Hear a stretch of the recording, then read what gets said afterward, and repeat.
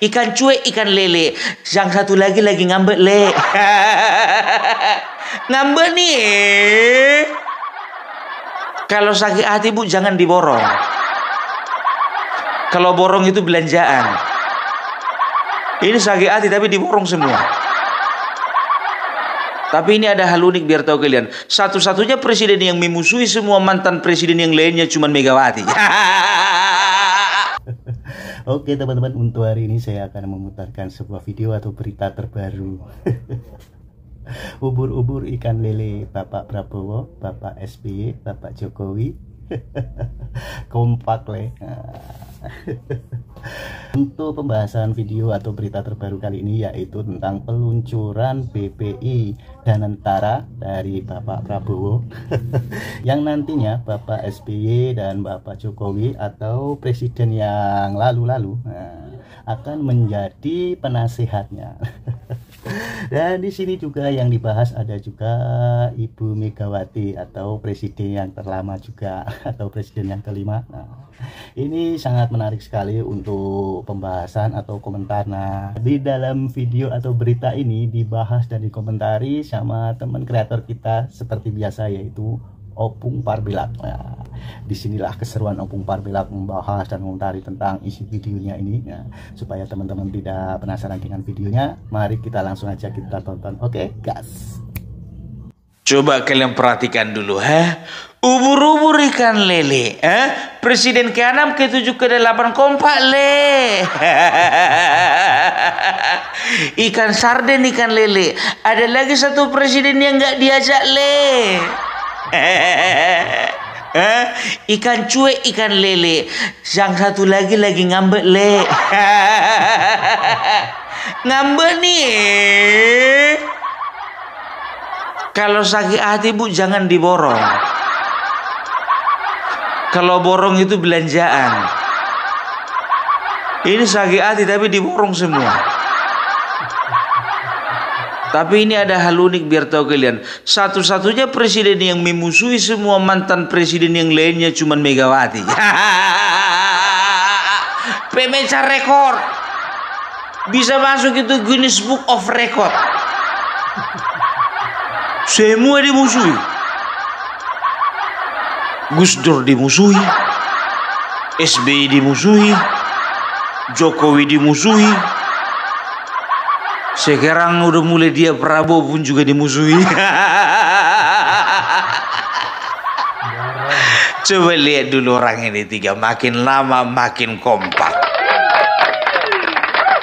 Ini mereka adalah negarawan sejati, ya. Mereka adalah pemimpin sejati seperti ini, ya. Ternyata Indonesia tidak kekurangan pemimpin yang luar biasa. Kalau masih ada pemimpin yang suka ngambek, campakkan ke laut. Kadernya gimana pun campakkan juga. Partainya gimana pun tenggelamkan. Repot kali, ya. Mau asik di asik dibujuk-bujuk, dirayu-rayu, kayak anak-anak, ya. Merasa masih kuat padahal sudah sekarat. Aduh, ibu. Jadi di video ini sudah mengklarifikasi, ya, arah hati Bapak Prabowo ke mana? Ke kanan, bukan ke kiri. Itu dia, ya. Jadi mengkonfirmasi bahwasanya Bapak Prabowo tidak akan pernah tergoda dengan nasi goreng. Dan Bapak Prabowo tidak akan pernah tergoda dengan minyak urut. Tapi Bapak Prabowo lebih tergoda kepada orang yang bisa diajak bekerja sama. Dan tahu enggak kalian, jujur aja aku bilang ya, aku sebagai masyarakat makin kesini, ya, itu makin simpati loh dengan Bapak SBY. Betul. Aku Aku dulu pemilih SBY memang, cuman ikut-ikutan aja waktu itu. Tapi makin kesini aku tengok, iya kan, Bapak Jokowi, Bapak Prabowo, ditambah Bapak SBY semakin bisa diajak bergandengan tangan. Persepsi masyarakat akan menjadi positif kepada Bapak SBY dan juga Partai Demokrat. Dan tidak menutup kemungkinan 2029 nanti, ya, juara pertama Gerindra, juara 2 Golkar, juara 3 Demokrat. Lah PDIP juara keberapa, Bung? Tulis di kolom komentar. Karena kalian yang menentukan. Jadi kembali ini momen apa? Ini adalah momen, ya, di mana Bapak Prabowo launching, ya, BPI Danantara, ya, Badan Pengelolaan Investasi Daya Anagata Nusantara. Istilah apa lagi tuh, Bung? Opung, kami udah pusing mikirin si Hasto kemarin. Kok harus ada istilah baru lagi? Udahlah, masalah Hasto kita lupakan. Yang lalu biarlah yang berlalu, yang baru sesungguhnya itu sudah datang.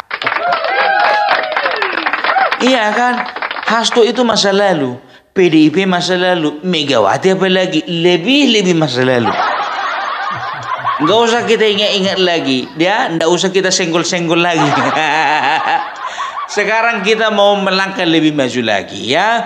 Jadi apa itu BPI Danantara? BPI Danantara adalah sebuah badan pengelolaan investasi, ya. Danantara itu kepanjangan dari Daya Anagata Nusantara, ya. Apa artinya Daya Anagata Nusantara? Daya adalah kemampuan, kekuatan. Anagata itu adalah masa depan, ya. Setelah itu Nusantara adalah Nusantara. Jadi Daya Anagata Nusantara adalah kemampuan Nusantara di masa yang akan datang. Ya. Jadi kalau kalian tanya, kok itu dibikin namanya, Bung? Aku juga nggak tahu. Pung, berarti itu adalah produk pemerintah. Apalagi kerja pemerintah ini mau mengumpulkan duit untuk mereka korupsi, ya? Sama aja kok kayak si Said Didu. Ya, jadi jangan dulu kita terlalu gampang untuk menilai sama pengamat-pengamat politik yang Rojanon di luaran sana. Tahu kalian Rojanon? Nggak berguna. Sekarang sudah muncul itu pengamat politik, pengamat ekonomi, pengamat hukum tata negara yang Rojanon. Nggak usah kita dengarkan dulu itu, ya. Karena apa? Karena kita sudah tahu visi misi mereka adalah menghancurkan bangsa ini. Ya. Jadi Badan Pengelolaan Investasi ini jangan kalian katakan nanti ini adalah produk dari pemerintah, produk dari Bapak Prabowo, hasil dari pemikiran Bapak Prabowo. Bukan, ya. Kalian harus pintar, harus bijak, ya. Bahwasanya Badan Pengelolaan Investasi ini adalah produk dari DPR, hasil pemikiran dari mereka, ya, yang sudah dirapatkan dan juga sudah disepakati oleh pemerintah. Ya, jadi inisiatornya adalah kawan-kawan kita, anggota DPR yang masih punya otak, punya hati, punya kemampuan di Komisi 6. Ya. Nah, nantinya, ya, BPI ini akan bermitra dengan Komisi 6 dan juga Komisi 11, ya. Kata siapa itu, Pung? Ya, makanya baca kalian. Biar jangan mau dibodoh-bodohi sama orang model Rocky Gerung. Sekarang begini, apa perlunya dibentuk sebuah badan pengelolaan investasi ini? Kan begitu, ya. Jadi Badan Pengelolaan Investasi Danantara ini dibentuk untuk mengelola kekayaan negara. Kekayaan negara seperti apa, Pung? Banyak kekayaan negara, ya. Ingat, program untuk membuat bangsa kita menjadi maju itu adalah programnya Bapak Jokowi. Apa itu? Hilirisasi. Ya. Jadi Danantara ini mereka itu adalah konsolidasi dari beberapa perusahaan BUMN ya, termasuklah di situ Bank Mandiri, ada BI, Bank BRI, setelah itu ada PT PLN, setelah itu ada PT Mining Indonesia dan segala macam ya. Jadi semua itu perlu disatukan di dalam satu badan. Kemarin kan itu kan cuma misah-misah. Kalau BUMN itu ya, Kementerian BUMN hanya mengatur, membuat kebijakan ya, tapi kalau untuk tata kelolanya perlu ada ya satu model tata kelola sama seperti yang dimiliki oleh Singapura, Temasek Holding Limited. Loh, dari mana Bung tahu kok mirip-mirip dengan itu? Mungkin saja ya anggota dewan ya sudah membuat studi banding ke Singapura dan mereka melihat bahwasanya negara sekecil Singapura memiliki badan pengelolaan investasi tersendiri. Kenapa Indonesia negara yang besar enggak? Nah, itulah di eranya Bapak Prabowo, walaupun ada efisiensi, tapi DPR-nya bisa bekerja dengan maksimal. Itu dong, makanya mana yang perlu itu yang diutamakan, kan begitu. Nah, jadi tata kelola BPI ini itu kemungkinan besarnya itu akan sama dengan apa yang dilakukan Singapura ya, Temasek Holding Limited ya. Itu adalah badan pengelolaan investasi khusus di Singapura. Kalau di Indonesia namanya BPI Danantara ya. Jadi ya, semua perusahaan BUMN itu dijadikan satu. Jadi inilah yang akan mengelola kekayaan negara ya. Kekayaan negara dari mana? Ya, yang pertama ya, itu kekayaan negara itu bisa dikatakan dari sumber daya alam yang ada di Indonesia. Nah, contoh kecilnya adalah nikel ya. Nikel itu adalah bahan utama pembuatan baterai ya. Apalagi zaman sekarang ya, banyak sekali kendaraan-kendaraan yang sudah bertenaga listrik, pasti membutuhkan baterai. Nah, ketika zaman dulu ya, nikel itu kita kirim berupa barang mentah gitu loh, dan harganya sangat rendah sekali.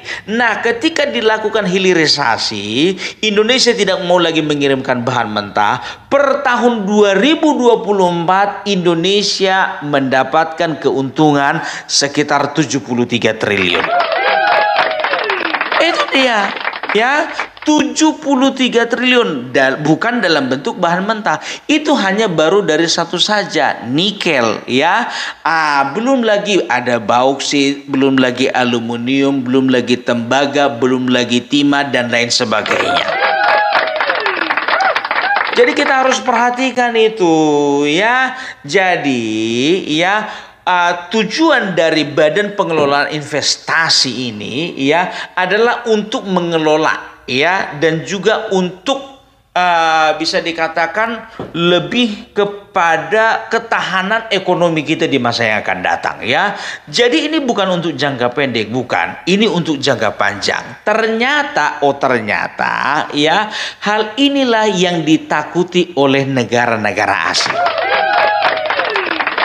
Karena apa? Kita bisa lihat Singapura, negara sekecil itu, mereka punya pengelolaan investasi tersendiri. Coba lihat ya, mereka bisa setara dengan negara-negara maju. Apalagi kita negara Indonesia yang luasnya itu beratus-ratus bahkan ribuan kali daripada Singapura. Dan inilah, biar tahu kalian ya, inilah ya, kemampuan inilah yang dilihat oleh banyak negara asing, dan ini yang membuat mereka merasa posisi mereka berbahaya ya. Karena apa? Mereka melihat satu ketika Indonesia ini menjadi negara besar, menjadi negara maju, menjadi negara superpower, maka mereka akan tergilas dengan sendirinya.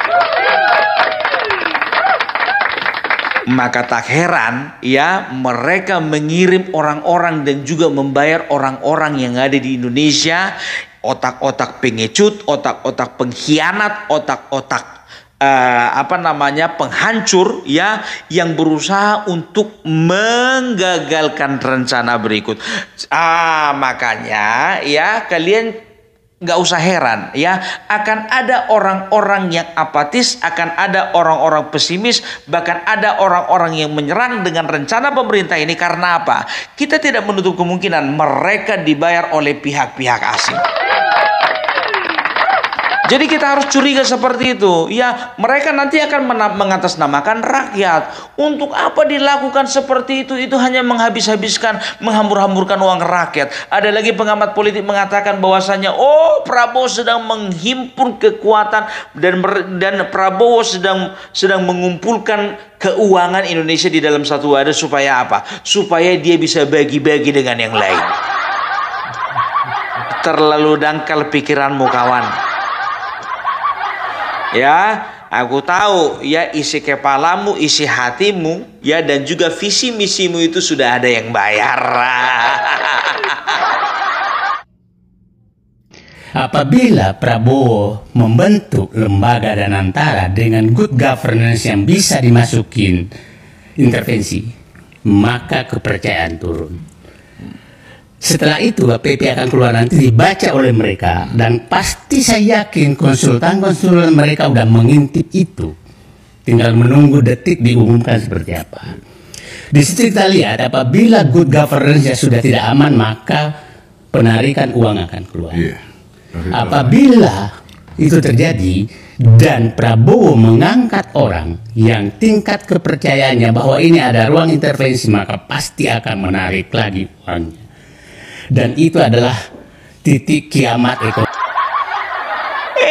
Itu dia ya. Makanya ya, kita jangan pernah segala sesuatu yang dilakukan oleh pemerintah ya, jangan dulu kita itu langsung mental block gitu loh ya. Nggak mungkin bisa lah, nggak mungkin maju lah, nggak akan mungkin terjadi lah. Karena aku tengok banyak sekali masyarakat yang sudah mental block ya, mengatakan bahwasanya paling Indonesia gitu-gitu aja, paling Indonesia bakalan jatuh lagi ke tangan oligarki, Jokowi rupanya lagi di dalam, berarti itu akan ada lagi bisnis di dalamnya. Kan begitu ya. Nggak usah dulu kalian pikirkan seperti itu ya. Kita kasih kesempatan Bapak Prabowo untuk bekerja. Kita sudah lihat bagaimana 100 hari kerja Bapak Prabowo sudah menunjukkan kualitasnya sebagai seorang presiden. Ya, Indonesia tidak diciptakan hanya untuk menjadi negara berkembang, tapi Indonesia ada untuk menjadi negara maju, menjadi negara superpower. Makanya gue bilang, jangan mau kita terlalu bodoh untuk mendengarkan podcast-podcast kayak yang dilakukan oleh Akbar Faisal, Rocky Gerung, Said Didu. Itu sekarang, tahu enggak kalian ya, begitu Bapak Prabowo launching, itu udah pada bikin podcast semuanya itu. Ada yang bilang gawat, ada yang bilang darurat, ada yang bilang Indonesia bakalan hancur. Ada lagi yang bilang katanya kiamat ekonomi. Tapi biasalah kayak gitu ya kan. Memang harus ada muncung-muncung kayak gitu. Kalau nggak ada muncung-muncung kayak gitu, nggak seru. Itu dia ya. Jadi modalnya dari mana? Itu pertanyaan kalian kan. Jadi modalnya itu sudah pasti dong, ya, sudah pasti dari pemerintah, ya. Loh, pemerintah uangnya dari mana? Utangnya banyak. Itulah gunanya efisiensi APBN. Jadi target yang dicapai ya itu ada sekitar 14 triliun, tapi sekarang sudah terkumpul sekitar 338 triliun. Dari mana itu? Dari hasil efisiensi APBN. Jadi ya, itulah makanya perlu ada pemangkasan di sini untuk apa? Untuk ada modal kita untuk mengelola kekayaan ini. Coba bayangkan kalian, ya, katanya kita mau buka pabrik tembaga, katanya kita mau buka pabrik batu baterai, pabrik baterai, katanya kita mau buka pabrik ini, pabrik itu. Tapi kalau nggak ada modalnya dari mana? Nah, ya, ini kurasa ini adalah sebuah langkah yang paling tepat. Ya, coba bayangkan kalian daripada ngutang. Coba ya, kita ini Bapak Prabowo ini sudah baik ini ya, kita tidak memodali untuk pengelolaan investasi ini dengan utang, hanya cukup dari pemangkasan APBN. Ya, yang jadi korban siapa? Pejabat. Jangan bilang jadi korban rakyat. Yang jadi korban itu pejabat yang nggak bisa keluar negeri lagi. Pejabat yang nggak bisa melakukan kumpul-kumpul lagi. Pejabat yang nggak bisa lagi dapat tunjangan ini tunjangan itu yang nggak perlu lagi. Pejabat yang tadi yang nggak bisa lagi bikin bon-bon bodong. Itu dia, makanya aku bilang ya, jadi nggak ada alasan untuk bangsa ini tidak bisa maju. Sekarang yang jadi masalah, Pung, kenapa Megawati nggak diajak? Sekarang begini ya, Indonesia ini nggak perlu orang-orang seperti Megawati untuk maju. Karena begini ya, lebih berat kita ingat ini ya, lebih berat kita menyeret orang-orang untuk maju satu orang daripada membawa 10 orang yang memang bisa diajak bersinergi. Capek kita gitu loh. Kalau misalnya ada 10 orang bisa diajak bekerja sama, kita capek memang, tapi lebih capek lagi kalau kita bujuk-bujuk yang satu orang itu. Habis waktu, habis energi, habis semuanya. Ya, jadi kalau model Bapak Prabowo sekarang dia udah nggak peduli lagi. Ya, dia sekarang ini nggak berbicara dukungan politik, nggak perlu. Karena sudah cukup, ya kan? Dukungan apa lagi yang diperlukan Bapak Prabowo? Nggak perlu. Demokrat sudah cukup, PKB sudah cukup, Golkar sudah cukup, semuanya sudah cukup. Kalau nggak mau juga PDIP masuk, biarkan saja.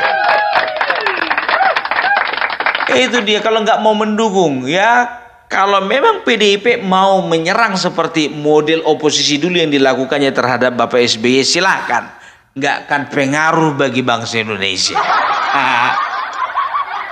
Ayo bikin nyinyirmu senyinyir-nyinyirnya. Salam Parbilak, salam NKRI harga mati. Salam. Oke, terima kasih teman-teman yang sudah menonton videonya. Itulah keseruan Opung Parbilak membahas dan mengomentari tentang peluncuran BPI atau Danantara. Nah, gimana menurut pendapat teman-teman? Dan apabila teman-teman ada saran atau ada komentar, silahkan komen di kolom komentar. Dan selamat beraktivitas. Sampai jumpa di video selanjutnya. Sampai jumpa.